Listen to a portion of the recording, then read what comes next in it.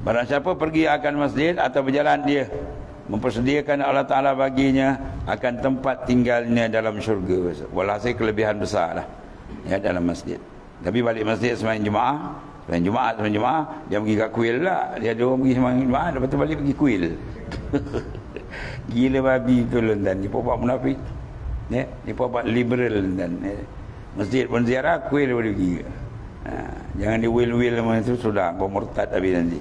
Nauzubillah min zalik. Ra'i kan agama kafir murtad dan tuan guru kita Muallim Haji Abdul Wahid kata kau angkat satu batu tela tu kau letak je nak buat tokon kafir tu kau kata.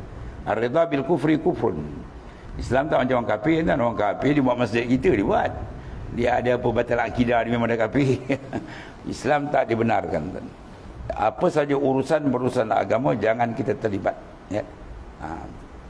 Urusan yang bukan agama tu lain.